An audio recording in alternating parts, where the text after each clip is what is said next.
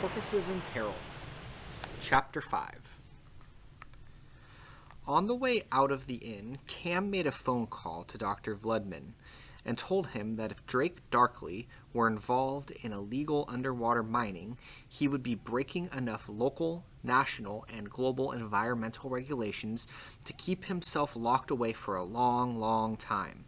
He was also facing a hefty fine. Cam told him the science squad's plan, and Dr. Vludman promised to relay the information to the local police. The team rented the same boat as before, except this time they all went along. They sped along to their last location, and then they switched off the motor. Ready, Kate? Remember, we just need a few opal samples and pictures of mining activity, Reggie said. Then, when we get back to shore, the police will have all they need to arrest Darkley. Wearing her diving equipment, Kate high-fived the team and flipped over backward. Seconds later, she disappeared below the surface. Kate checked her depth dial, swimming down in a fluid motion, so as not to alert anyone hiding in the mine. The Global Environmental Research Agency depended on her. She focused until she reached the playground. Close up, she saw it was really mining equipment. The enclosed slide led down into the mine, but it was small, barely large enough for her to dive, for her and dive tank, in her dive tank. I bet there's another opening, she thought, but there's no time to look for it now. To reach the enclosed tunnel-like piece of equipment, she had to hold on to the bars of what had seemed like the jungle gym, and slowly, bar by bar, center herself over a tunnel-like enclosure. She made it. Stay calm, she told herself.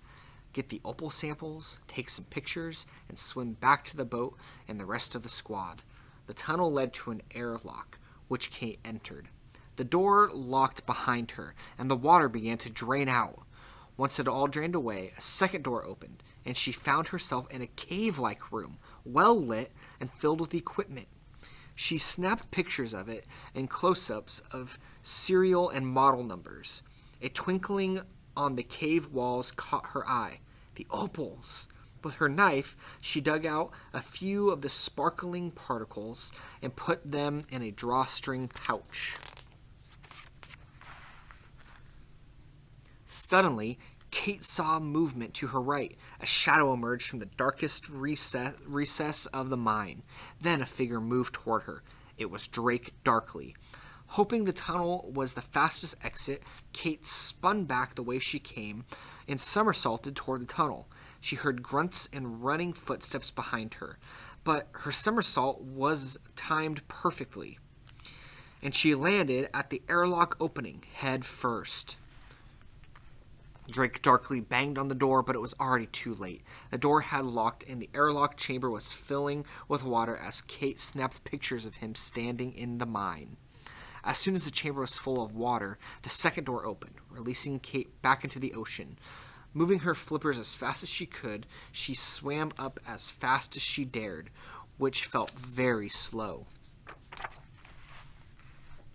Finally, she broke the surface, flipped off her mast, and yelled, "I got it," to the rest of the team, who were waiting in the boat. The first thing the team noticed as they sped back to shore was Dr. Vludman and several uniformed officers. Once they got off the boat, Kate retold her underwater ordeal and held up the pouch of opal chips and the underwater camera. After seeing the evidence, Dr. Vludman told the officers to arrest Drake Darkley as soon as he reached the mainland. "If you don't need us, we're going to crash for the night," Jada said. "You deserve much more than that," Dr. Vludman told her. "We'll talk later." On the terrace the next morning, the team called Professor Q. "I've already talked to Vluddy," she said. "Vluddy?" The team members mouthed silently to one another. "And it's a good thing he called me, since my science squad decided to sleep was more important than updating me. But Professor Q, Kate had a terrifying experience, and we were so worried, and," Cam began. Was that a joke, Cam? Professor said. Surely you recognize a joke.